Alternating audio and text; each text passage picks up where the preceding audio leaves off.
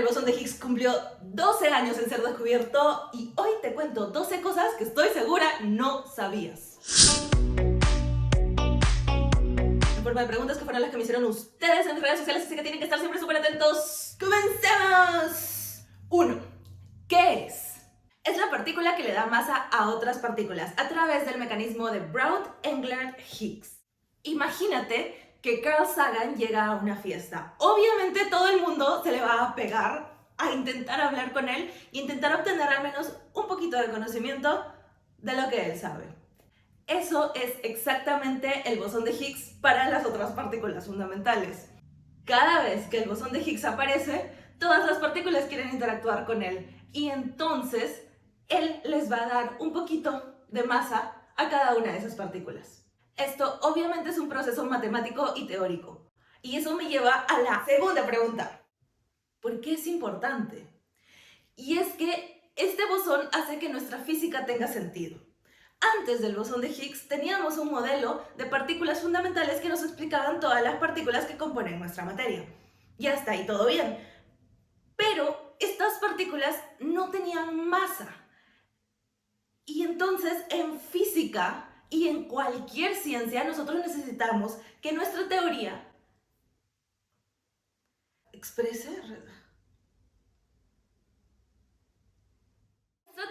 describa nuestro universo, nuestra realidad. Si la teoría no describe nuestra realidad, entonces no estamos haciendo exactamente ciencia.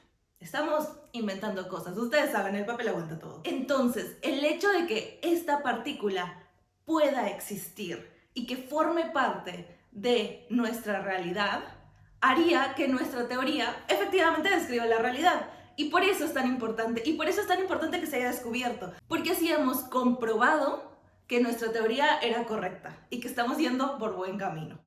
3. ¿Quién lo descubrió? Efectivamente se llama bosón de Higgs.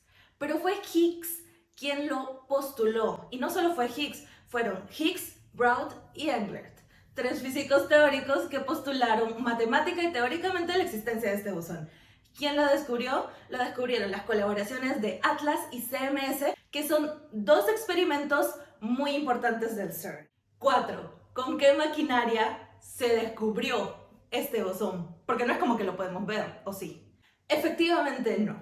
En el Gran Colisionador de Partículas, en el CERN, existen 2 detectores muy grandes diseñados específicamente para este propósito, el de CMS y el de Atlas. Son detectores gigantes, llenos de muchísimos materiales, calorímetros, distintos tipos de detectores diseñados para cada tipo de partícula distinta. Cada partícula, cuando pasa por el detector, deja un rastro, como si prendiese lucecitas. Y estas lucecitas luego se convierten en información computacional y esta es la que procesamos. No podemos ver el bosón de Higgs, ni tampoco podemos ver electrones o muones o partículas bastante comunes. Lo que hacemos es vemos los rastros que pasan por estos detectores que están diseñados específicamente para este propósito. Y yo trabajo en CMS. Voy a aprovechar cada momento que tengo para decir que trabajo en CMS.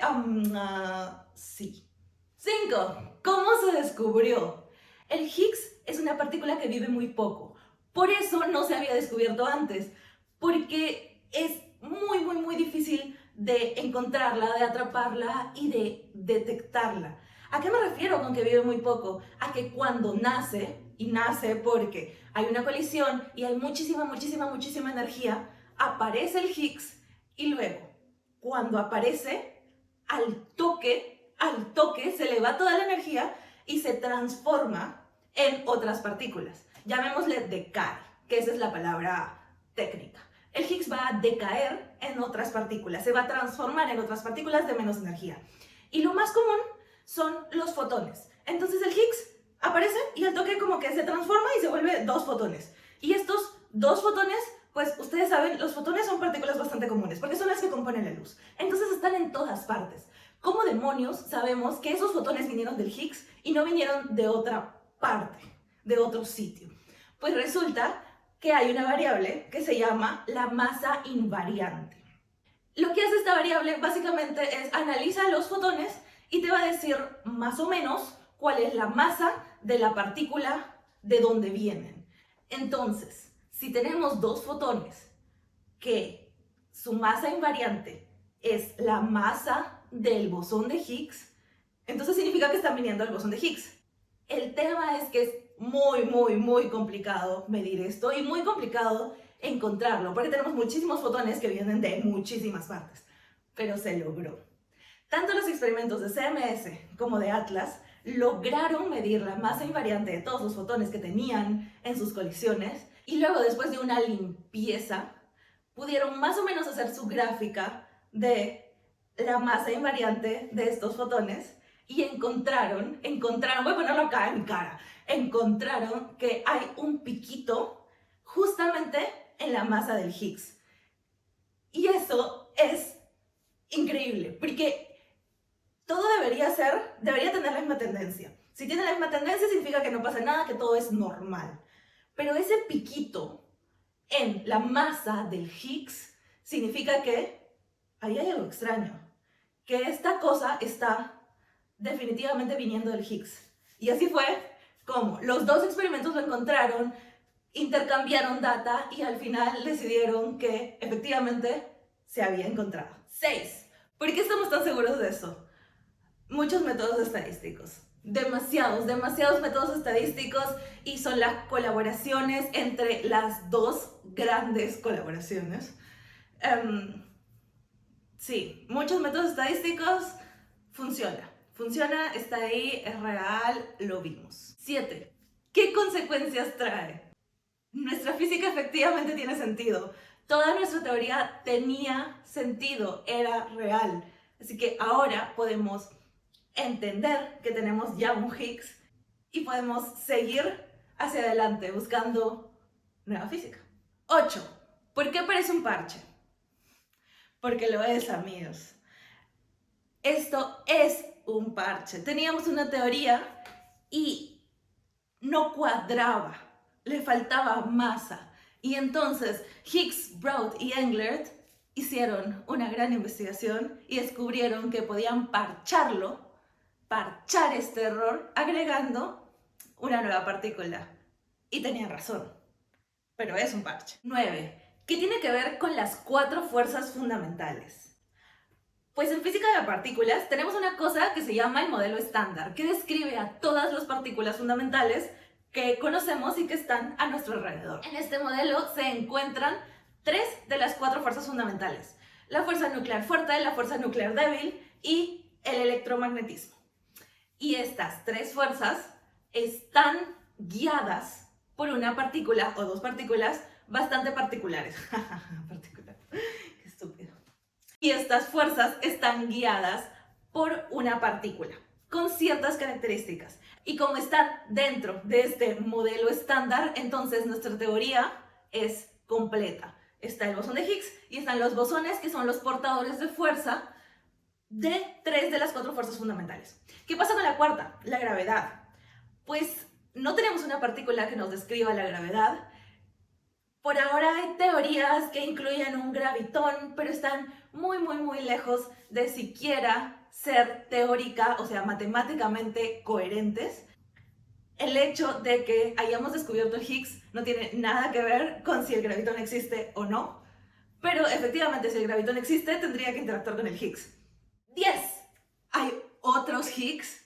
Pues hasta el día de hoy, en la física que se conoce, la respuesta es no. No tenemos otros Higgs. Sin embargo, para búsquedas de partículas más allá del modelo estándar, porque nuestro modelo, si bien describe absolutamente todo, tiene algunos errorcitos, pues, tontos.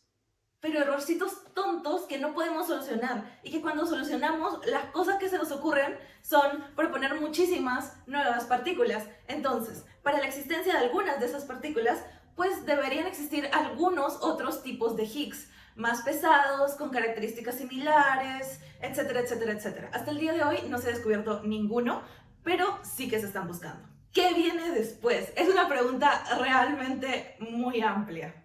Primero, ver si existen algunos otros Higgs. Segundo, estamos buscando partículas más allá del modelo estándar, porque como les decía, nuestro modelo no es perfecto. Tiene algunos errorcitos y hay algunas teorías que la verdad es que parecen ser bastante factibles, que podrían solucionar estos errores. Y para eso estamos buscando nuevas partículas. Tenemos una en la punta, así como que en la mira. Pues la verdad es que no, hay muchísimas. Ahorita la física de partículas es una física muy abierta, que podríamos buscar un nuevo Higgs, podríamos buscar 10 nuevas partículas o podríamos buscar una. Y nos solucionarían algunos problemas que tenemos.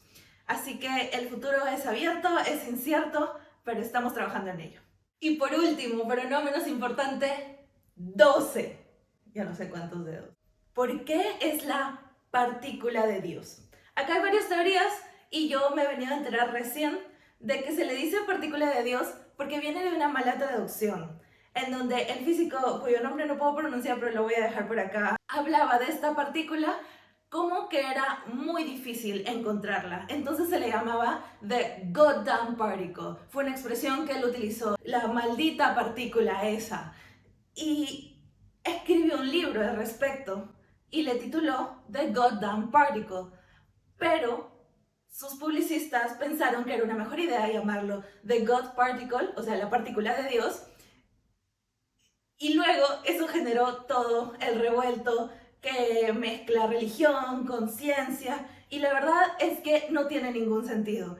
Esta partícula, así uno le quiera con todo el raciocinio del mundo, le quiera dar un significado espiritual, no lo tiene.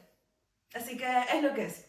Por eso se le llama la partícula de Dios. Eso ha sido todo por hoy, muchas gracias por ver hasta acá. Déjame tus preguntas, tus comentarios, cuéntame si te gustó el video, si no te gustó, si respondí tu pregunta, si te parece que bla bla bla, no lo sé. Si te gustó el video, compártelo con todo el mundo, si no te gustó el video, compártelo con todo el mundo. Y no te olvides de seguirme, de prender la campanita para que te lleguen notificaciones cuando subo video. Y nos vemos la próxima semana. ¡Chao! Dentro del colacionador.